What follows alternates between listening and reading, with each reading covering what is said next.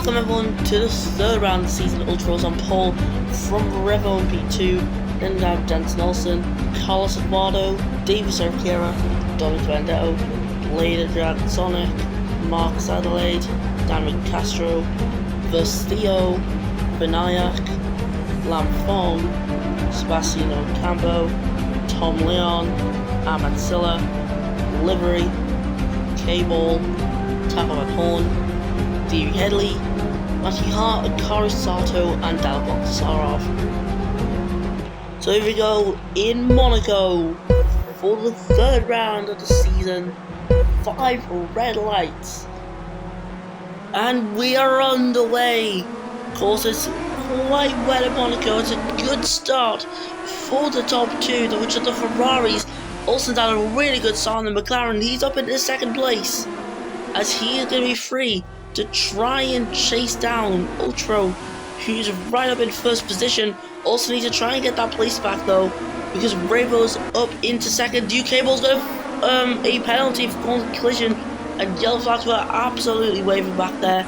Also momentarily was in first, but he does drop in the end as Ultra gets back that lead of the race. Benayak has a 5-second timeout for causing collision in the Renault. That lovely blue Renault, which I just love it. Damien Castro there, 5-second time penalty. Ignited contact for the back. Dominic Vendetto, who's not had a good season so far, has caused a huge pile up at the Nouvelle chicane. Cars left, right, center just trying to wiggle by, but it's just not happening right now. As UK-Ball finally moves, and Vendetto, he's out of this race now. And there we go, virtual safety car deployed as a result of all them retirements. I'm saying all them retirements, there was only one in the end of it, which was De Benedetto. Virtual safety car is ending already. Okay, that was very quick. Your drivers back underway, green flag conditions.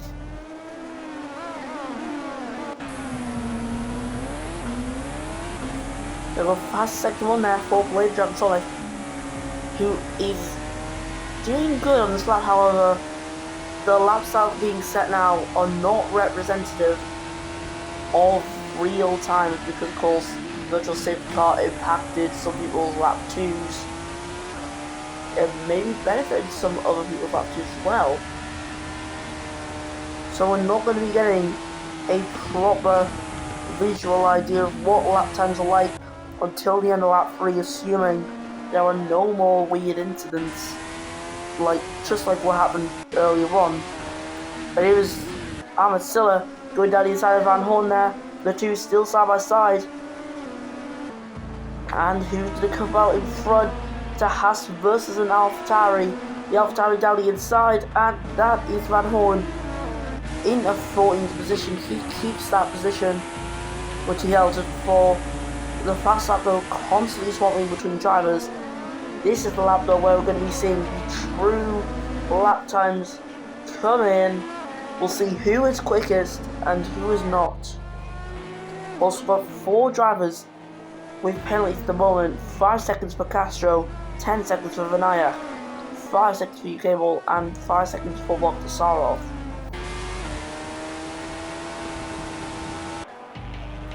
And also Ultra, he is dominating the way right now. Plus his skill upgrades, they were no joke. Now the bad start of the season's not being good for Ultra Bro. However, this race should be a race where he can recover what he has lost in previous ones. Ultra there fast up the race for 105.116, I think they said. It was definitely 105.1. Just don't know the last 2 numbers. So yeah, drivers are looking quick here. And I don't want to commentate, seriously, sorry about this. Because it's Monaco, it's boring, it's annoying, it's known for being boring and prestigious. Now, I will say one thing, we have got the Czech Republic Grand Prix for the first time ever coming up. So yeah, we prepared for that race at Brno, which is going to be an exciting, action-packed filled race, considering it's using a layout which is a little familiar as well. So that should hopefully provide some good old chaotic racing, which we love to see in Formula 1. Of course, these brand new tracks this season are a push to make Formula 1 more worldwide than before. Now, I'm going to say this right now, rain is dying down. We can tell the rain has been dying. Now, Sergio has got damage on his car, Eduardo has not. He takes that opportunity there, and he goes down the inside to get Sergio. Sergio fights back, Eduardo goes down the inside here, down them two right-handers, and in the tunnel, Eduardo's up in the fourth.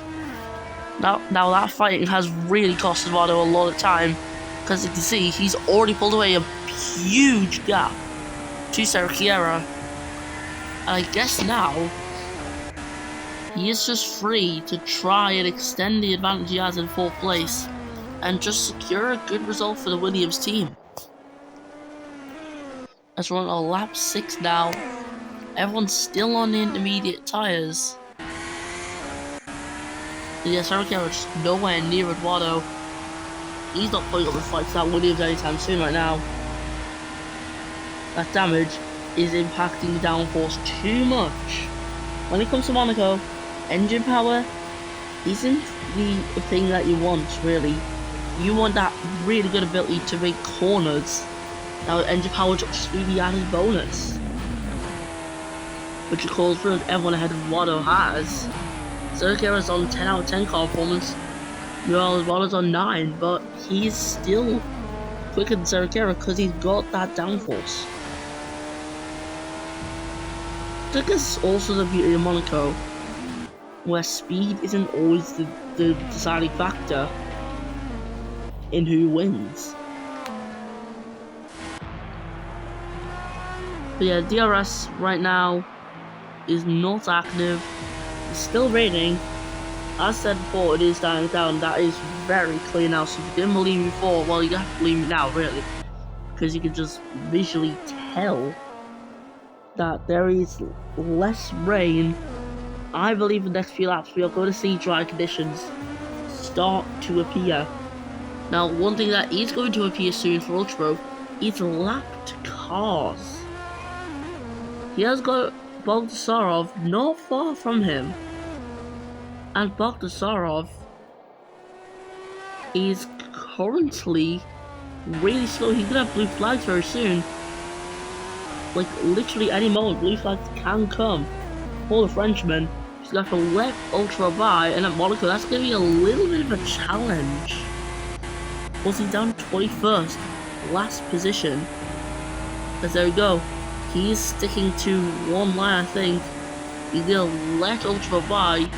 He's hesitant at first, but there we go. And to be honest, I'm not surprised that he's hesitant, because he's got the gap that he needs. So that's good for him. Now, since the rain is dying down, teams are going to start to prepare whatever slick tyre they want to put onto their drivers. Hard, I can see, being a common choice. Because of the amount of time after the race, the hard tyre strategy would work. Now, because of the way monopost is like, and 2 stop from now would make sense instead of a 1 stop, because tyre wear is brutal in this. Like, we've got the most intense tyre model for a reason. So yeah, teams also have to think about that. As the rain has stopped, right now it's not fully stopped across the track, as for some reason it's raining in the tunnel. Let's just hope that it's just water dripping from the ceiling. I thought the rain stopped there, but nope, I was being bluffed by the game. Yeah, it's definitely at its lowest point now. Ultra fastest in the first sector, and on wearing tyres, that is just proof it is getting drier and drier as these laps go on. Now it looks like Sarah is struggling at the moment to keep a good pace up the hill. Same with other drivers actually. It's like the intermediates are really holding them back. I'm just gonna use all my camera here to get some possible battles across the grid here. BDS down in 8th position. He's right behind both Theo and Marcus Adelaide.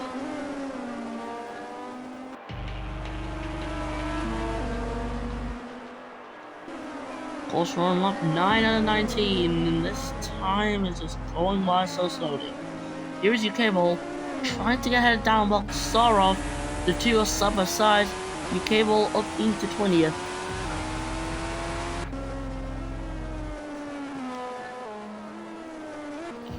They go Headley for Rich Energy Aston Martin in 19th place. Okay, I think the rain stopped now. Yep, it stopped. So now teams will be getting their tyres out of their garages now because yep, it is time for slicks. And not everyone's crossed the line yet, so teams will still be deciding when to pit. Surely someone's going to be coming in at the end of their lap. You gotta be, come on. Like, you can still see the track is a little bit shiny from the water, but in just a matter of time, not that long, it's gonna be time for the drives. And there we go. Matthew Hart, first guy to make the call. Now McLaren, P. Wilson out. The Ferrari bring Revo in and keep Ultra out on track. So maybe Revo's a little bit of a test here. Revo's pretty much got a P3 secured, so if they can make this thing work, then why not? Looks like they're going to be on the two-stop strategy. The guys at Ferrari, people are now making their pit stops, so yeah. This lap is going to be a crucial one for Revo and for the Ferrari team as a whole. This could be the lap that decides if they get their 1-2 or not. But I'm sure Ferrari would really want here in Monaco.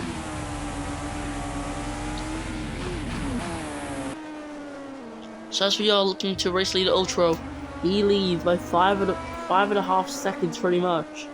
He's gonna enter the pit soon. Now Revo's gonna be constantly bringing the time down as this laps went on.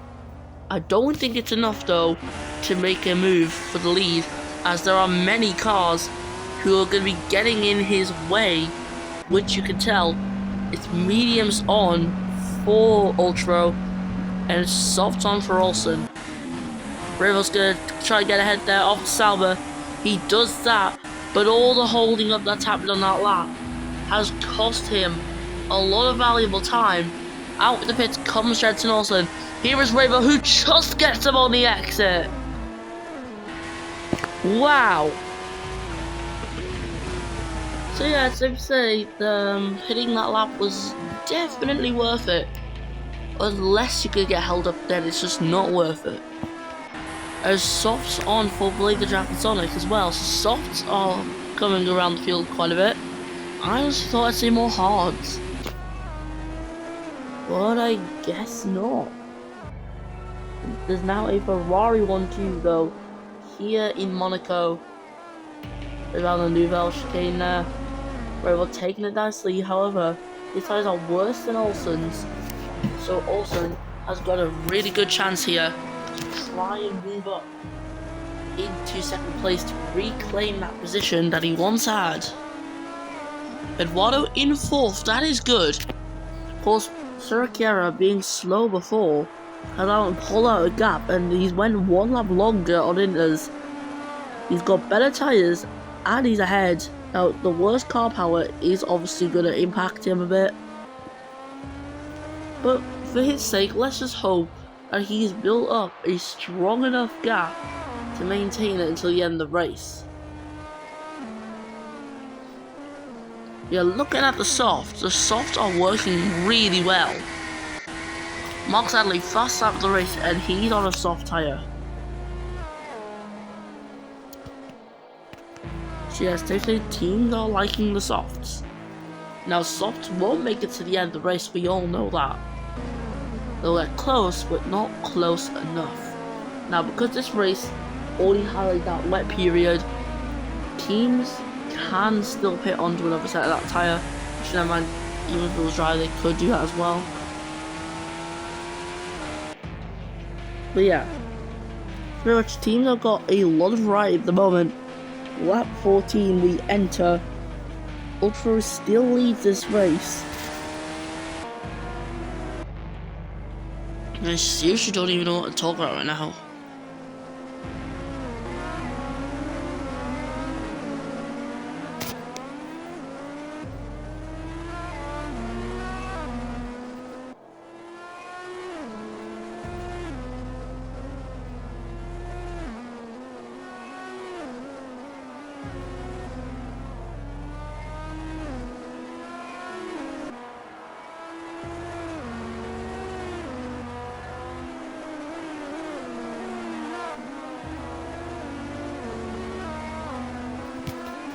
But anyways, that was just some racing going on there. And still, the Williams Monaco keeps a 3-second gap to Davis Arquera. This sort of consistency is what makes champions. Eduardo is a good, consistent driver. Of course, Australia this season, that was definitely an exception. Williams have had an awful start to the season, so yeah. It's obviously not good for the Williams team. Now Eduardo in 4th, he needs this. He's kept the gap nice and consistent. He's not had any troubles. Maybe we'll have trouble up ahead though. His own teammate. Wait, actually, I don't know. No, that's okay. Well, actually, not Bogdasarov. I don't know where else Bogdasarov is actually on this track. But yeah, he's being held up by that dragon. The dragon has got to move out the way very quickly. As there we go, Eduardo passes by on the outside of the tunnel. And he gets ahead of the back marker. And now we're on lap 16. 4 laps to go in this boring race. You know what, maybe softs can make it. I don't know.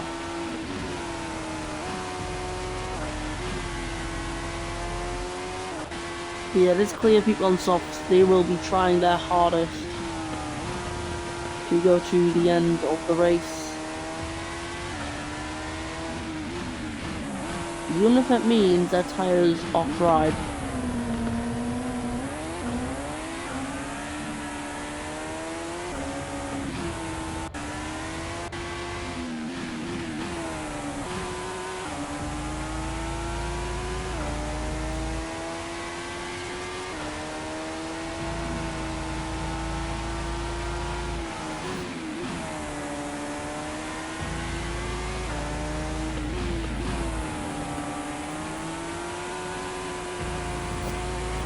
And Ocampo, he's just made a pit stop there. He's got off his softs.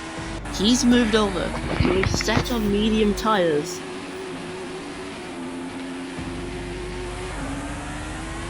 And here he is, coming out the pits in P16. Now Ocampo have managed to score points every race this season, which is pretty much a miracle the way Red Bull is at the moment.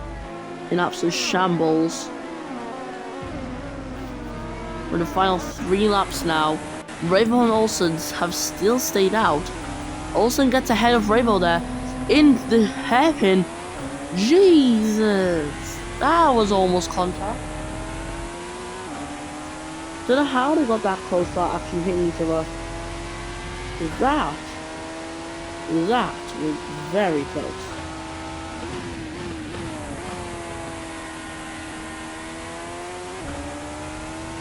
So yeah, Revo can try his best to chase down Olsen, but I doubt that's gonna happen. So yeah, Ferrari, now they've got to try and salvage a podium. They've got to try and do that. However, with the lines Bravo's taking, he could be coming into pits.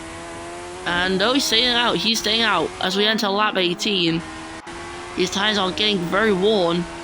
Guff's trying to do 2 laps on them, which is a very difficult thing. Now, I'm sure Williams would love it if one of the drivers had to make a pit stop. The amount of laps left though, I don't think they're making a pit stop today. Now, of course, Revo, he's going to be feeling tyre wear the most. Him and Adelaide have been on soft for the longest time to this race. With the way their tyres are, punctures can happen at any moment. So yeah, being careful is going to be their #1 priority here. The tyres are gone, pretty much. 29%, 28 now on Revo. Let's try and go around the outside of the Haas car there. That should be an easy move. The two still side by side, and Revo is let through. Eduardo, though, I think he's finally starting to lose a little bit of time now to Dave Cerchiera, who can sometimes see Eduardo ahead of him. Now here we go. Now Revo's lost around 10% of tyre life for that lap. By the end of the lap, he should be down to around 15%. Now, the issue is for him, punctures, like I've already mentioned, can happen at any moment, and if that happens, he is probably going to drop down to P4 at least. However, the puncture will have to happen very soon, otherwise he might end up just making it. 21% is going down really quickly.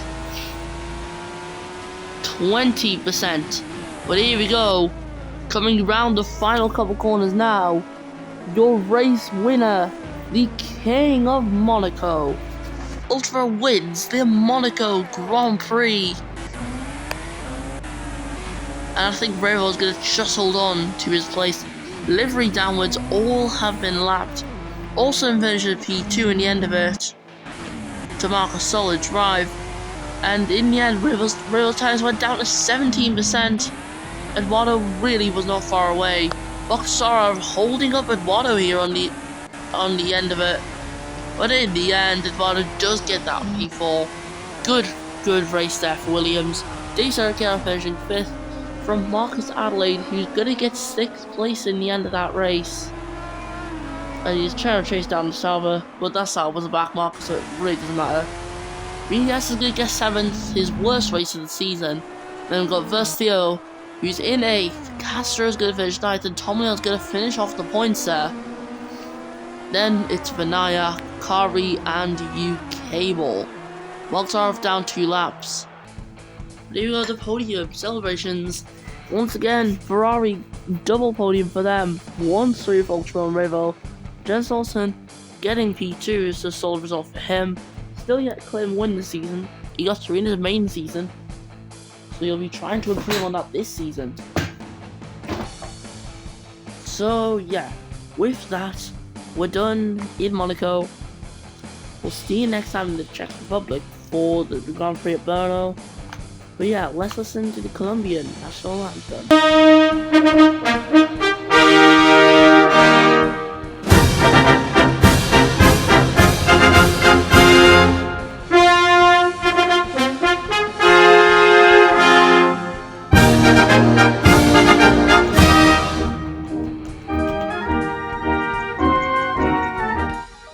Ultra wins from Olsen, Revo, Nelson, Wado, Cerchiera, Adelaide, BDS, Versio, Castro, Leon, Vinayak, Livery, Ocampo, Fong, Van Horn, Silla, Hart, Headley, Sato, Cable, Bogsaro, Meadow, retiring from the race. So as I say, we'll see you next time in Brno, where F1 class returns for round 4 of the World Championship. See you then, have a good day, goodbye.